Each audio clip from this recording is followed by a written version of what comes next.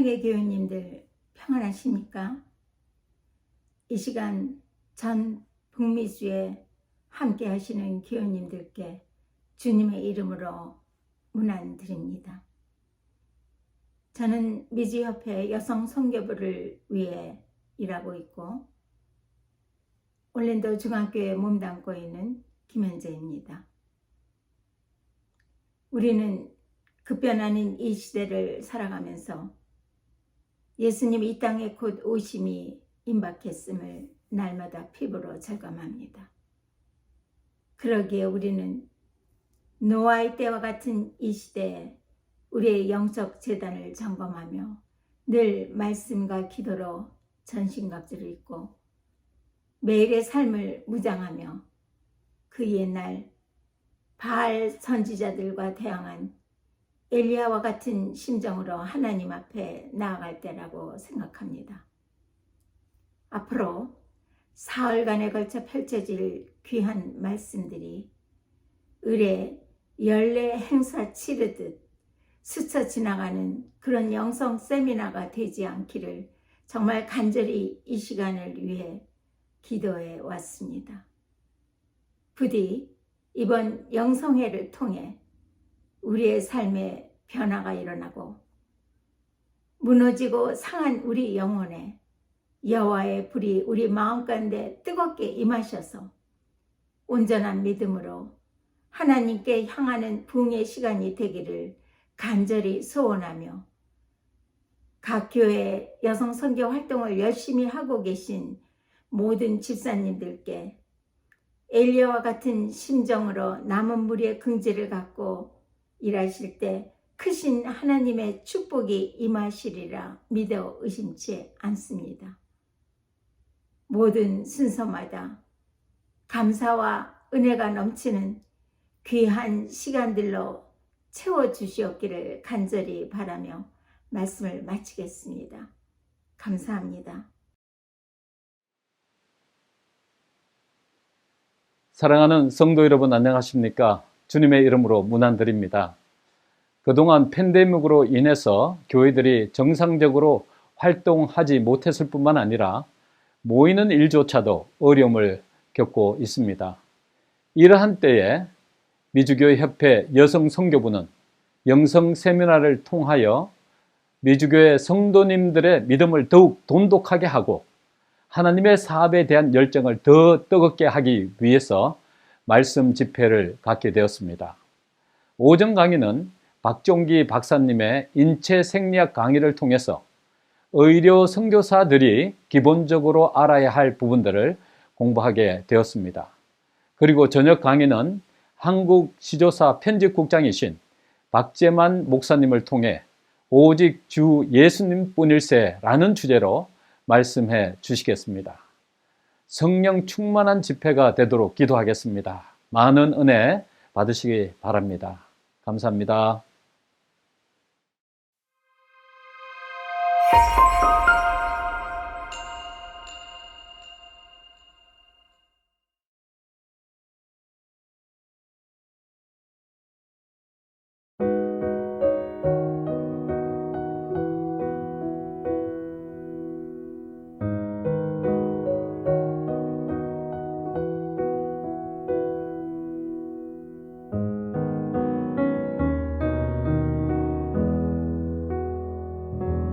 무너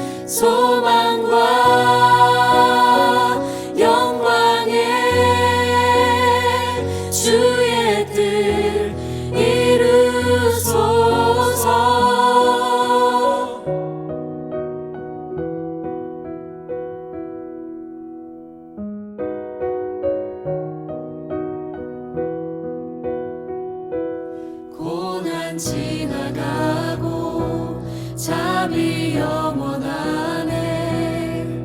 나의 눈을 열어 주 보게 하시네. 주를 찬양하며 기쁨의 길 가리. 나의 눈을 열어 주 보게 하시네. 나의 눈을 열어 주 보게 하시네. 주의 나라 오리라. 주께서 부르실 때 소망과 영광에 주의 뜻 이루소서. 주의 나라 오리라. 주께서 부르실 때 소망과 영광에 주의 뜻 이루소서.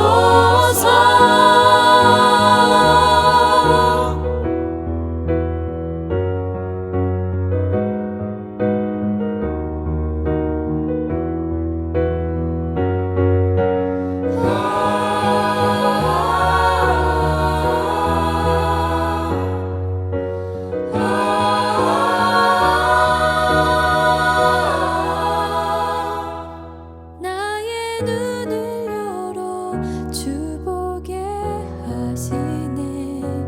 나의 눈을 열어 주 보게 하시네. 주의 나라 오리라. 주께서 부르실 때 소망과 영광에 주의 뜻 이루소서. 주의 나라 오리라. 주께서 부르실 때 소망과 영광에 주의 뜻 이루소서. 주의 뜻 이루소서. 주의 뜻 이루소서.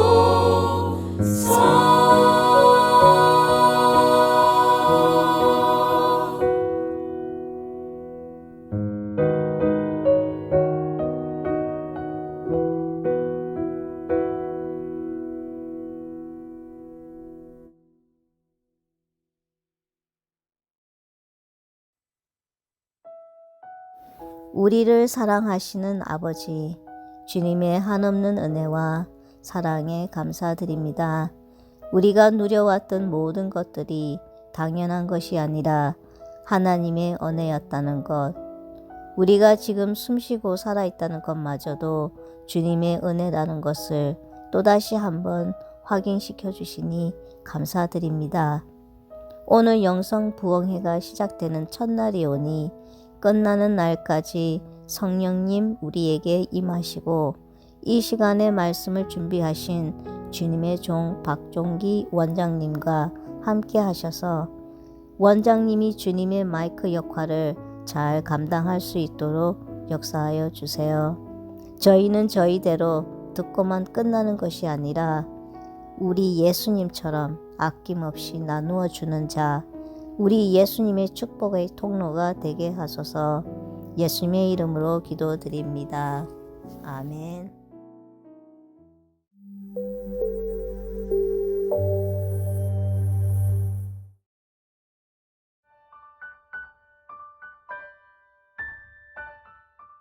안녕하세요. 닥터베지 CEO 닥터잔 박입니다. 오늘은 호흡기 계통에 대해서 말씀을 드리겠습니다. 호흡기 계통은 코와 기도, 기관지 폐로 구성되어 있는데, 호흡이라고 하는 것은 공기 중에 산소를 피로 흡입하고 또 피 속에 있는 탄산가스를 공기로 내보내는 산소와 탄산가스가 교환되는 현상을 호흡이라고 합니다. 사람이 숨을 쉬지 못하면은 4분이 지나면은 뇌 손상이 시작됩니다. 그렇기 때문에 호흡은 사람이 살아가는데 가장 중요한 현상이고, 호흡이 멈추게 되면 사망 진단을 의사들이 할 때에도 호흡을 체크하고, 호흡은 가장 중요한 인체 생리이고, 그래서 저도 이제 호흡기 계통을 먼저 설명을 드리려고 합니다. 호흡기 계통에 문제가 없는 사람들은 1분에 보통 16번의 호흡을 합니다. 그러나 기관지염이나 호흡기 질환이 있는 사람은 1분에 20번 이상 호흡을 하게 되고, 또 운동선수처럼 호흡 연습이 많이 된 사람은 쉬고 있을 때 1분에 12번 정도 호흡을 합니다. 여러분이 만나는 환자 가운데 만약에 호흡이 35번 이상을 할 때, 1분에 35번 이상 호흡을 할 때는 그 사람은 빨리 산소를 호흡하지 않으면 사망할 수 있습니다. 그렇기 때문에 1분에 호흡을 몇 번인가 하는 것은 굉장히 중요한 지침이 됩니다.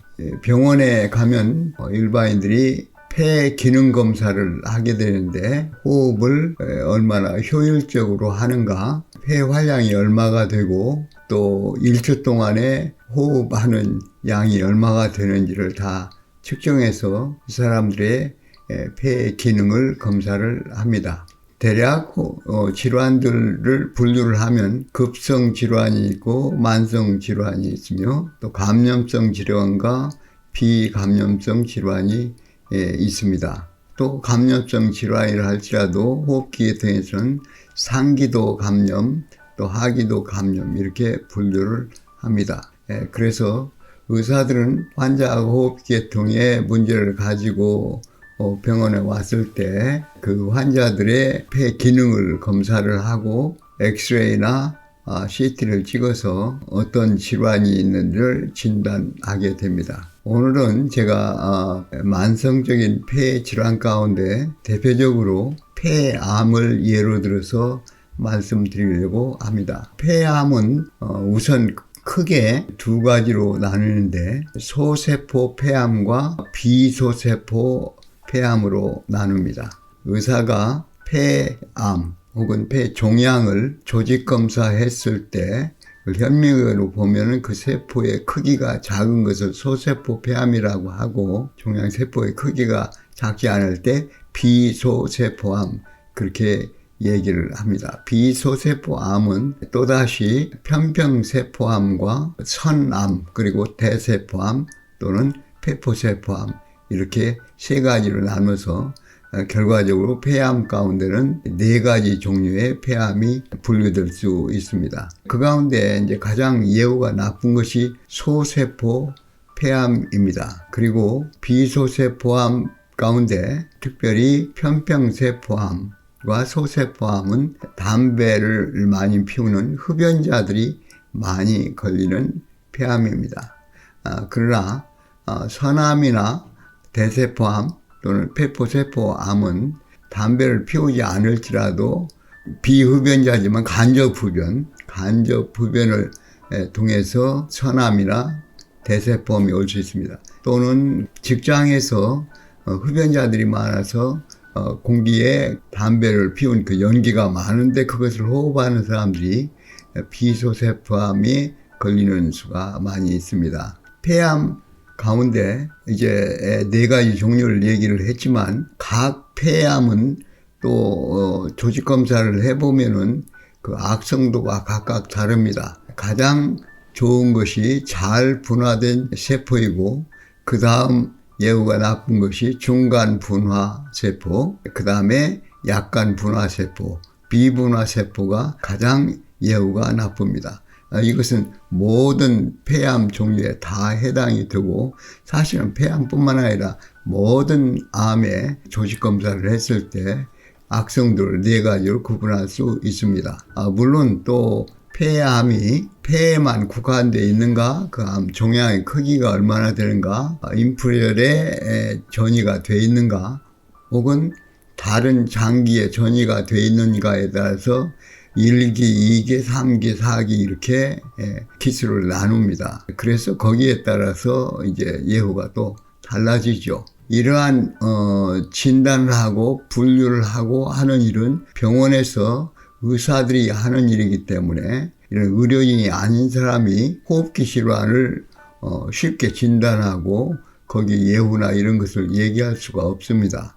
그리고 치료법도 어떤 폐암인 경우에는 항암제 치료가 잘 듣는 폐암도 있고, 가령 선암의 경우에는 표적 치료가 개발이 이미 돼 있어서 부작용은 적고 효과는 높은 그러한 치료법이 개발이 돼 있습니다. 우선은 그 폐암의 그 크기에 따라서 치료 수술하는 방법이 다른데, 폐암의 수술에 들어가기 전에 먼저 폐의 구조가 좌측 폐암은 상엽과 하엽 두 엽으로 구성되어 있고, 우측 폐는 상엽, 중엽, 하엽 3개로 되어 있어서 전체 5개의 엽으로 구분이 됩니다. 그런데 폐암이 어디에 생겼든지 간에 아주 작을 때는 웨지 리섹션이라서 쇠기 수술을 합니다. 그 암 부위만 잘라내는 그런 수술을 하게 되고, 그 다음에 폐암의 크기가 더 크고 그 옆 전체에 퍼져 있을 때는 그 옆 전체를 떼어내는 로벡토미라고 하는데, 그 한 옆을 절제하는 상엽 절제술, 하엽 절제술 이런 식으로 하고, 한 옆에서 지나서 다른 옆까지 퍼져 있을 때는 폐 전체를 드러내는 수술을 합니다. 그 사람은 양쪽 폐가 있기 때문에 한쪽 폐를 수술을 해내도 다른 폐 하나로 생존을 할 수 있습니다.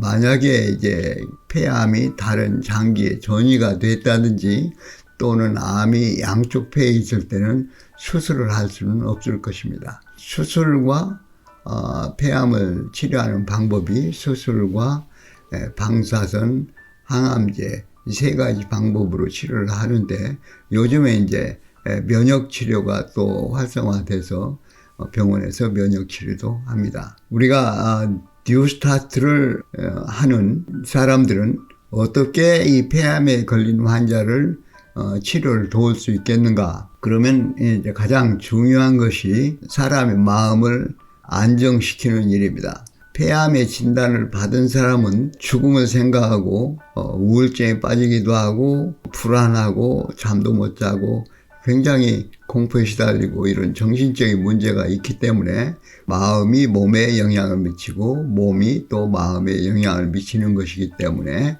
이런 환자를 상담해 줄 때는 세상에 생명이 끊어지면 그것으로 끝이라고 생각하고 두려워하는 사람들에게 질병도 없고 고통도 없는 내세 더 좋은 세상이 있을 수 있다.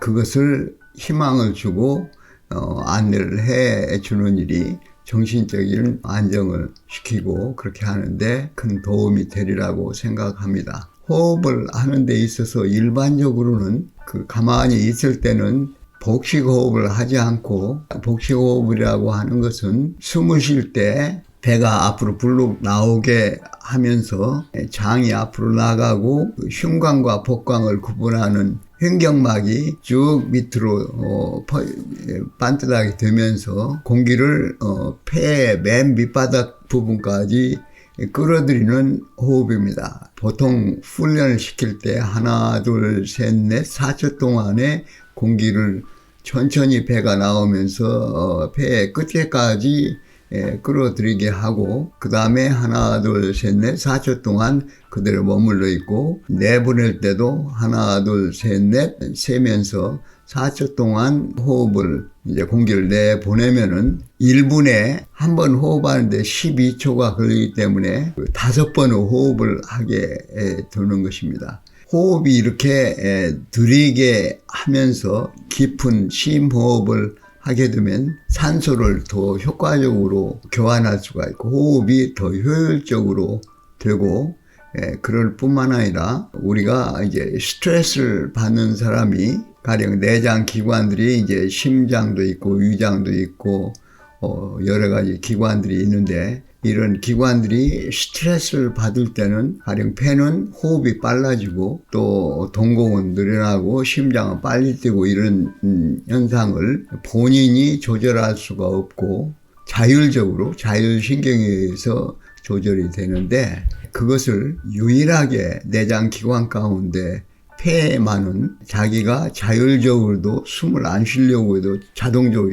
쉬게 되지만은 그러나 호흡수는 자기가 의도적으로 조절을 할 수 있는 기관입니다. 그렇기 때문에 옛날부터 여러 다른 종교에서도 명상법을 사용할 때 복식호흡을 해서 호흡수를 느리게 함으로써 심장도 느리게 뛰게 되고 동공도 이제 확장된 것이 줄어들고 이렇게 교감신경 아래에 있던 그 상태가 몸이 비교감신경 상태로 전환이 되기 때문에 스트레스를 조절할 수 있는 가장 효과적인 방법 가운데 하나가 복식호흡을 하는 것입니다. 그러니까 호흡기 계통을 조절함으로써 스트레스를 받는 사람을 스트레스에서 긴장을 이완하도록 해주는 방법이 되는 것입니다. 그래서 이런 부분은 뉴스타트를 소개하면서 생활 방식, 음식과 또 햇빛을 쬐며 운동을 하고 이렇게 할 때 환자들을 도울 수 있는 좋은 방법이라고 생각이 듭니다. 그래서 환자를 우리가 도와줄 경우에 상담하고 뉴스타트 원리를 가르쳐서 훈련을 시키는 것은 환자에게는 실제적으로 회복하는 데 굉장히 큰 도움이 될 것으로 생각이 듭니다. 물론 환자들이 상태에 따라서 수술이나 항암제 치료나 방사선 치료가 필요할 경우에 그것을 못하게 막을 수는 없을 것입니다. 그러나 그렇게 할 때 거기에 따른 부작용으로 인해서 음식도 못 먹고 또 잠도 잘 못 자고 여러 가지 부작용들이 생길 때 그것들을 보완해 줄 수 있는 그 방법이 우리 뉴스타트 원리에 다 있다고 생각을 합니다. 환자가 회복되는 것이 제일 중요하기 때문에 그 일에 현대학적인 치료와 우리 뉴스타트 원리가 같이 상호 보완적으로 협동해서 일할 때 환자에게는 최선의 치료가 되리라고 생각을 합니다. 환자의 몸에 영양의 불균형이나 또 몸에 여러 가지 독소들이 많이 차 있고 이런 부분이 있을 텐데 그럴 때는 필요한 영양 성분을 보충해주고 모자란 것은 보충이 되고 독소가 있으면 독소를 빼내고 그 다음에 염증이 있으면 염증을 가라앉히고 이러한 여러 가지 건강 제품이나 건강식을 하게 될 때 환자의 몸은 자연 치유의 능력이 있기 때문에 그러한 것들을 잘 보충만 해 주어도 몸이 알아서 치유를 이루어가는 그러한 원리가 있기 때문에 우리 뉴스타트를 잘 활용해서 자기가 자기 병을 회복을 위해서 내가 주도적으로 해볼 수 있다. 그런 생각이 들 때 환자는 정신적으로 자신감을 가지고 포기하지 않고 자기가 노력할 수 있을 것으로 생각이 듭니다. 여러분께서 의사들과 의료진과 그 협력을 해서 현대의학적인 치료와 함께 상호 보완적으로 뉴스타트 치료를 병행함으로써 자연 치유가 일어나도록 그렇게 되시기를 간절히 바랍니다.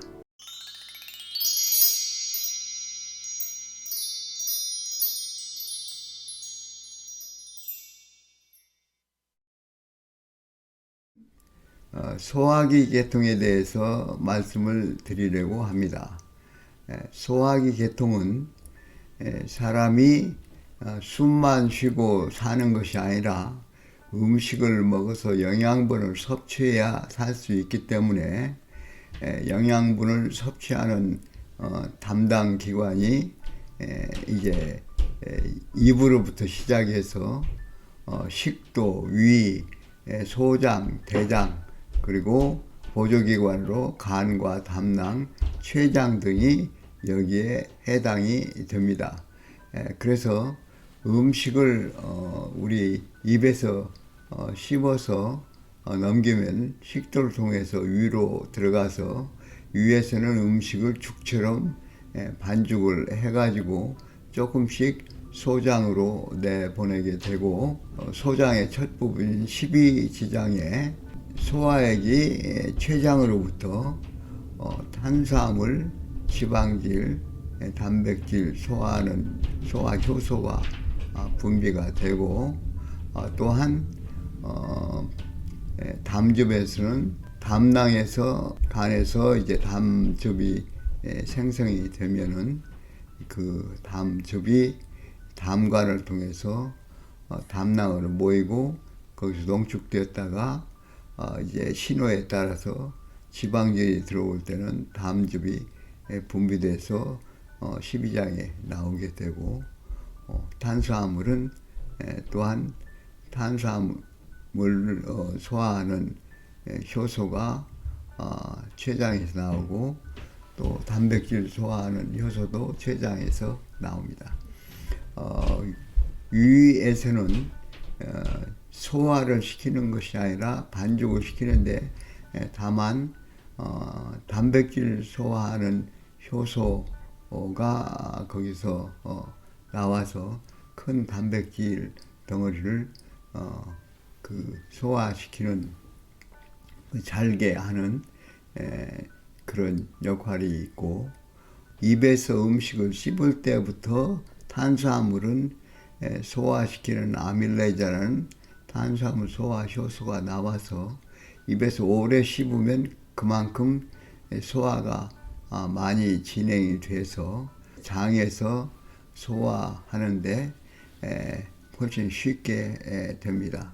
소장에서 탄수화물과 지방질과 단백질이 잘게 분해가 돼서 그것이 몸에 흡수될 형태로, 그러니까 탄수화물은 포도당처럼 단탄당으로, 그 다음에 단백질은 아미노산으로, 그리고 지방질도 분해가 돼서 흡수될 수 있는 작은 입자로 됐을 때 소장에서 흡수를 하고, 나머지 찌꺼기들은 대장으로 가서 대변으로 해서 항문으로 배설이 됩니다.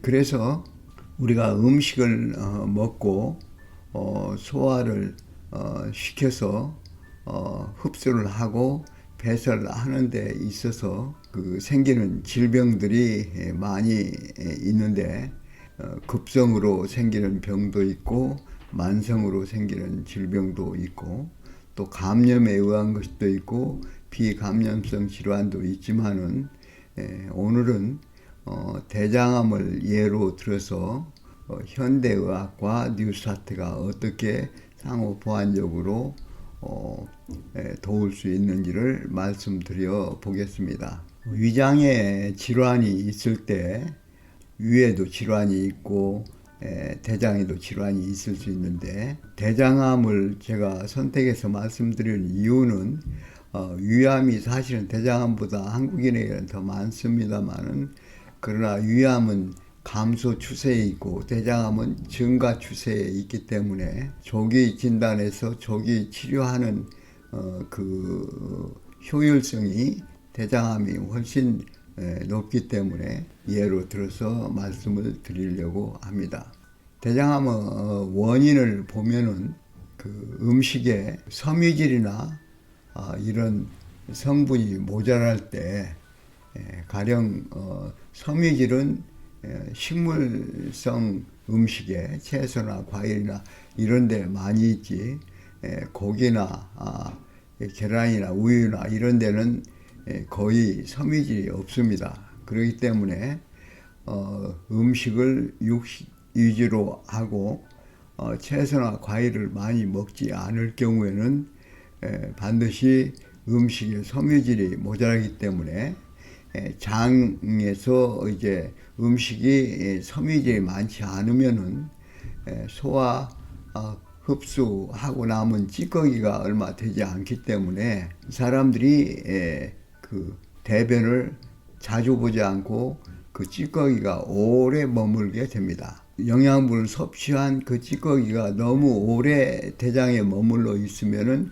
거기에 자극을 해서 거기에 발암 물질들이 생기고 그래서 이 대장암의 원인이 되는 것으로 그렇게 생각을 합니다. 그래서 대장암을 진단하는 방법은 장을 비운 다음에 내시경을 해서 대장암이 시작될 때 우선 용종에서 시작이 되기 때문에 용종이 있는가를 봐서 용종을 검사를 하고 용종이 많이 있는 사람도 있고 적게 있는 사람도 있습니다만 용종이 많이 있는 사람들은 용종을 떼어내서 그 조직 검사를 해서 암이 시작됐는가를 알아보고 초기일 때는 바로 내시경에서 용종을 잘라내서 제거를 하면은 암을 완치시키는 것입니다.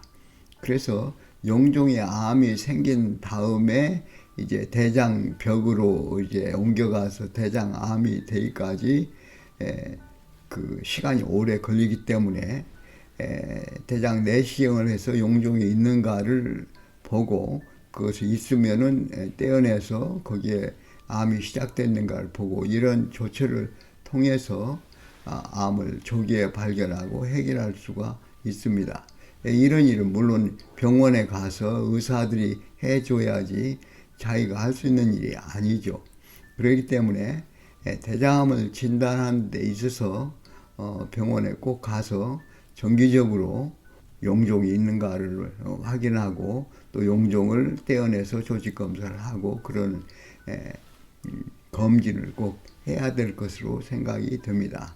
그러나 이런 것을 자주 하지 않았을 경우에 이제 대장벽에 용종에 있던 암이 대장벽으로 옮겨갔을 때 대장에 이제 악성 종양이 자라면서 대변이 나가는 그 길을 이제 좁아지게 하기 때문에 배변 습관이 달라지고 또 거기에서 출혈이 있을 수가 있기 때문에 그래서 암을 조기 발견하는 방법 가운데 하나로서 잠혈 검사라고 해서 대변에 피가 눈에 보이지 않지만 섞여 있는가를 검사하는 것입니다. 대장암을 조기에 발견해서 바로 조처를 하면은 제일 좋지만은 그러한 검진을 하지 않을 경우에 대장암이 너무 커져서 이제 장을 막아서 대변이 안 나온다든지 이렇게 돼서 혹은 배가 아프다든지 이런 문제가 생길 때 또 거기 터져가지고 출혈이 나온다든지 그렇게 했을 경우에는 병원에 가게 되고 병원에서 그 진단을 내리고 치료를 하게 되겠죠. 진단에는 그 임상적 진단과 확진이 있습니다. 임상적 진단은 사진을 찍어 본다든가 여러 가지 방법으로 종양이 있는가를 보고 의사가 여기 대장에 없어야 될 덩어리가 있다 그러면은 암으로 진단을 내릴 수가 있지만은 그러나 확진은 반드시 병의과에서 조직 검사를 해서 현미경으로 암세포를 확인하고 그렇게 진단을 내리는 것입니다.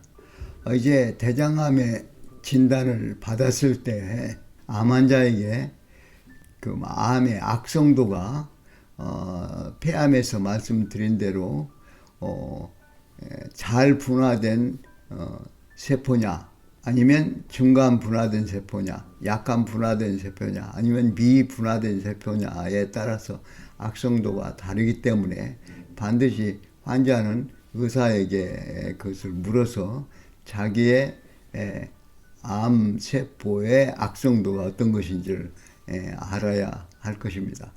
이것이 전문적인 용어가 되고 또 설명해 줄 때 시간이 걸리기 때문에 정확하게 진단을 받고 조직검사 결과지를 받아서 확인하고 정확한 상담을 하는 것이 치료에 도움이 될 것입니다. 이 대장암을 치료하는 방법으로는 수술이 가장 우선적일 겁니다. 대장이 거의 1m쯤 되기 때문에 대장암이 있는 부위에서 대개 우아래 6cm 여유를 두고 왜 그런가 하면 암이 있는 데서 이미 퍼져 있을 수 있기 때문에 들신 대로 멀리 잡아 수술을 할 수 있는데 다른 장기에 비해서 대장이 길기 때문에 대장암을 치료하는 데 있어서 수술은 상당히 효율적으로 할 수가 있는데 다만 문제는 대장이 이제 5부위로 있는데 상행대장, 횡행대장, 하행대장, S결장, 직장 이렇게 해서 5부위가 있는데 암이 이제 가장 많이 생기는 부분이 직장입니다. 그렇기 때문에 직장은 바로 항문하고 가깝기 때문에 항문에 너무 가까이 있으면은 이제 수술을 할 때 항문을 아주 막아버리고 장에다가 이제 항문을 만들어서 대변을 처리하고 그런 일이 있기 때문에 치료하는 방법 가운데 어떤 사람은 직장에서 항문에 가까우면은 항암제 치료를 해서 암 크기를 줄인 다음에 그 다음에 항문을 살리고 종양만 떼어내는 그런 수술을 하기도 하고 그렇지 않은 경우에는 수술을 먼저 하고 이제 그 항암제 치료를 하기도 합니다. 대장암의 경우에는 방사선 치료는 대체로 하지 않습니다. 왜 그런가 하면 장에 방사선을 쪼이면 유착이 일어나고 여러 가지 부작용이 있기 때문에 그 수술을 하거나 항암제 치료를 하는 것은 병원에서 의사들이 하는 것이기 때문에 뉴스타트가 관여할 일은 아닐 것입니다만은 그러한 치료를 받을 때 병행 치료로 환자가 심리적인 안정을 받도록 상담을 해준다든지 그 다음에 식사를 할 수 있게 될 때는 반드시 식사를 바꿔서 대장암 환자는 지금 원인이 그 식이섬유 그러니까 채소나 과일이나 이런 섬유질이 있는 음식을 안 먹어서 이제 생긴 것으로 그렇게 생각이 들기 때문에 식사가 달라지도록 채소 위주 또 채소 과일을 많이 먹는 그런 방식으로 식사를 바꾸도록 도와주는 일이 큰 도움이 되리라고 생각합니다. 이제 대장암을 수술하고 항암제를 받았다고 할지라도 제가 이제 암 환자를 치료해 본 경험에 의하면은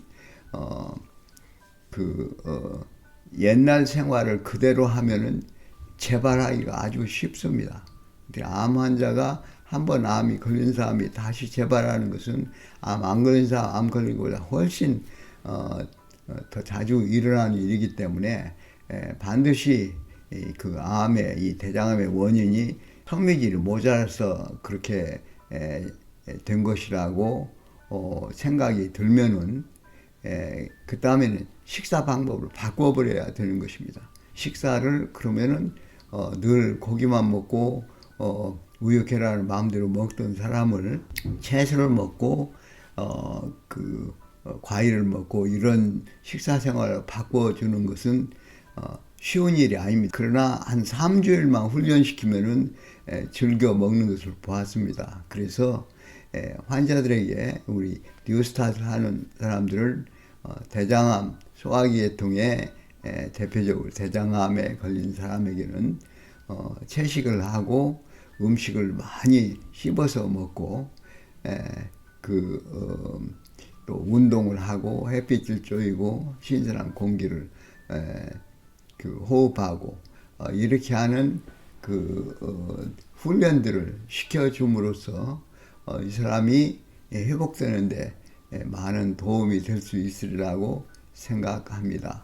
제가 이제 대장암을 예로 들었지만은 소화기 계통에 여러 암도 있고 여러 가지 질병이 있는데 그것을 좋아지는 데 있어서 우리 몸은 자연 치유력이 있기 때문에 모자란 영양분이 보충이 되고 우리 몸에 쌓여있는 독소가 그 배출이 되면은 몸이 알아서 원상복귀, 자연 치유가 일어나게 되어 있습니다. 그렇기 때문에 그 부분에서 우리 뉴스타트가 할 일이 많이 있다고 생각이 듭니다. 우리 인체에는 60조에서 학자에 따라 다르지만 100조 정도의 세포가 있다고 그렇게 생각합니다. 그런데 그 인체의 세포만큼 많은 그 한 100조가량의 세균들이 우리 몸 안에 살고 있습니다. 대장에 많은 세균들이 살고 있는데 이 세균들을 분류를 하면은 유익균과 그 다음에 유해균, 그러니까 이로운 균과 해로운 균, 그 다음에 중간, 뉴트럴, 중간균 이렇게 이제 세 가지로 구성이 되는데 그 유익균을 많이 해야 소화계통의 질병들이 예방될 수 있습니다. 그렇기 때문에 유익균을 많이 배양하는 것, 유익균이 먹는 음식이 이제 식이섬유입니다. 사람은 섬유질을 소화할 수 없지만은 이 균은 그것을 먹고 살기 때문에 식이섬유를 많이 먹으면 유익균이 많이 생기고 유해균은 줄어들어요. 그런데 만약에 식이섬유를 안 먹고 고기를 주로 육식을 주로 하면은 유해균이 많이 생기고 소화 흡수하고 폐기물로 나갈 때 장이 그 세포와 세포 사이가 아주 이물질이 들어가지 못하도록 딱 좁혀져 있는데 그것이 늘어나게 됩니다. 그래서 세포 속으로 들어가지 않을 그 단백질이나 이런 성분들이 몸에 흡수돼서 이런 현상을 장누수 현상이라고 그러는데 그런 일이 일어나면은 여러 가지 엘러지가 되고 자가면역 질환을 일으키고 아주 문제가 많습니다. 그렇기 때문에 암을 이겨낼 뿐만 아니라 더불어서 그 건강을 잘 유지하기 위해서는 식사가 아주 중요하기 때문에 소화기 계통에서 그 식이섬유가 있는 채소, 과일 이런 것들을 많이 섭취해야 됩니다. 일반적으로 우리 사람들이 필요한 식이섬유 말하자면 5컵의 채소와 5컵의 과일을 하루에 먹으라고 그렇게 학자들은 제안을 하는데 여러 가지 비타민이나 미네랄 영양 성분도 모자라게 되는데 그렇기 때문에 현대인에게 있어서 이 보편적으로 생활 습관을 하는 분들은 자기 음식으로 자기 몸에 필요한 모든 비타민이나 미네랄이나 이런 성분들을 다 섭취하기가 어렵다고 생각을 합니다. 우리가 검사를 해보면은 제가 이제 암 환자들을 검사를 해보면 90%는 비타민 D가 모자라요. 혈액으로 비타민 D 검사를 하는데 그렇게 모자란다고 하는 것은 그냥 햇빛을 쪼이면은 그냥 비타민 D는 만드는 것인데 햇빛도 안 쪼이죠. 집 안에서 살죠. 영양분이 어느 것이 모자란가를 검사를 하고 또 제초제나 여러 독성 있는 물질들을 많이 우리가 먹기 때문에 그것이 우리 몸의 덕으로 이렇게 축적이 돼서 그것들이 여러 가지 건강에 문제를 일으키기 때문에 그 독소를 얼마나 많이 쌓여 있는가를 또 검사를 할 수 있습니다. 그런 검사를 해서 자기의 독소가 얼마나 많이 쌓여 있는가 영양은 얼마나 많이 모자라는가, 무엇이 모자라는가 이런 것을 다 검사를 해서 그 결과에 따라서 독소는 내보내고 또 영양 불균형된 건 모자란 것은 보충해주고 너무 높은 것을 빼내고 이런 것을 해주는 치유를 돕는다면은 그 다음에 이제 정기적으로 3개월, 6개월 후에 다시 검사해서 독소가 많이 빠져나갔는지 혹은 영양성이 모자란 것은 보충이 되는지를 확인해서 거기에 따라서 환자가 자신을 가지고 그대로 생활 방식을 바꾸고 그러한 일을 하는 것을 우리 뉴스타트를 하는 사람들이 도와줄 일이라고 생각이 듭니다.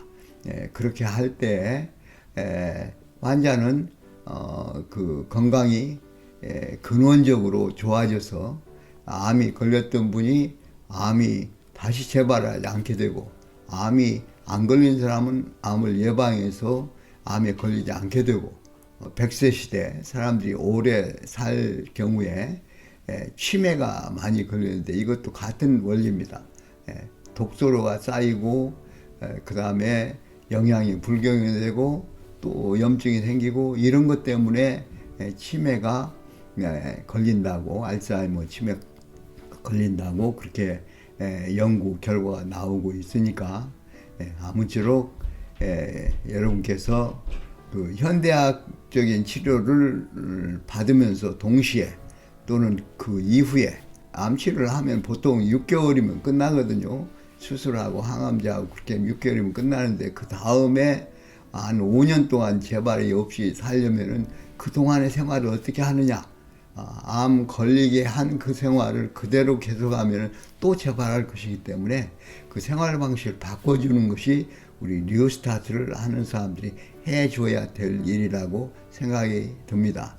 우리 미주교회협회 안에 지금 여성 선교부에서 주최로 이 집회를 하는데 미주 S대 의사회가 조직이 되어 있고 또 열린 생활건강그룹이라는 일상생활에 도움이 되는 것을 교육시키는 단체가 있는데 이런 단체들과 협력해서 여러분께서 자세한 상담을 받으시고 건강하게 사시게 되기 바랍니다. 감사합니다.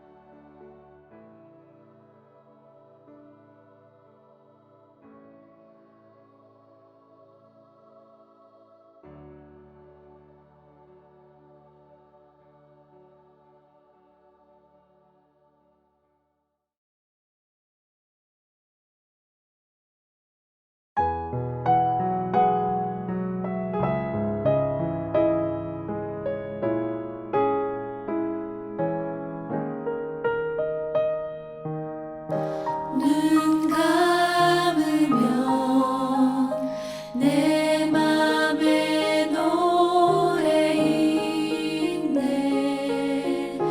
맘 아프니 나 당할지라도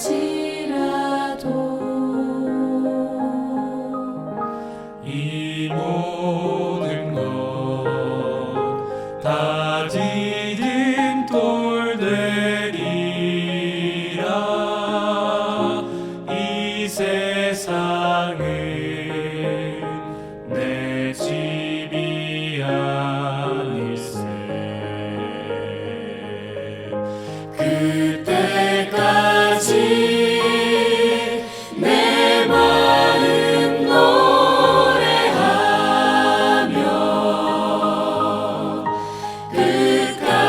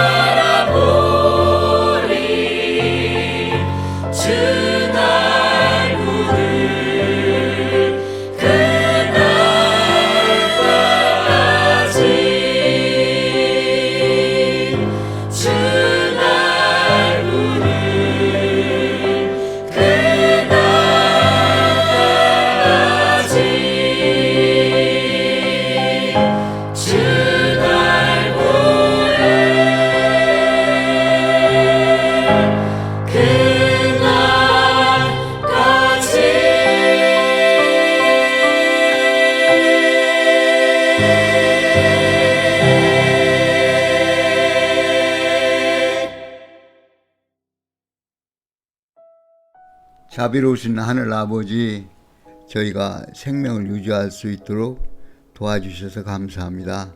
산소를 흡입하고 탄산가스를 내보내는 이러한 원리에 의해서 저희 생명이 계속되도록 도와주시고, 저희가 이 하나님께 호흡을 의존하고 있는 것을 깨닫게 도와주시옵소서. 또한 소화기 계통을 통해서 저희가 음식을 먹고 어떻게 소화 흡수해서 영양분을 섭취하는지 배우게 도와주셔서 감사합니다. 이 강의를 듣는 모든 사람들이 이 생리의 법칙을 잘 이해하고 이 주님의 주신 법칙에 순응하여 호흡을 하고 음식 섭취, 소화, 흡수를 함으로써 건강하게 살 수 있도록 도와주시고, 건강 기별을 알지 못하고 이 생리의 법칙을 알지 못하는 사람들에게 이것을 알려주고 교육시켜서 많은 사람들이 인체의 생리의 법칙을 알고 거기에 맞게 호흡을 하고 또 음식을 소화 흡수를 함으로써 건강하게 도와주시고, 이러한 건강을 통해서 또 질병에 걸린 사람들을 회복시키고 또 질병에 걸리지 않도록 예방하는 일을 할 수 있게 도와주시고, 이 일을 통해서 많은 사람들에게 건강 기별이 전해지고 주님의 복음이 전해질 수 있도록 저희들을 도구로 사용해 주시옵소서. 주님께서 저희 모든 청취자들에게 축복하시고 인도하셔서 저희가 주님의 축복의 통로가 되도록 도와주시옵기를 예수님 이름으로 간절히 기도합니다. 아멘.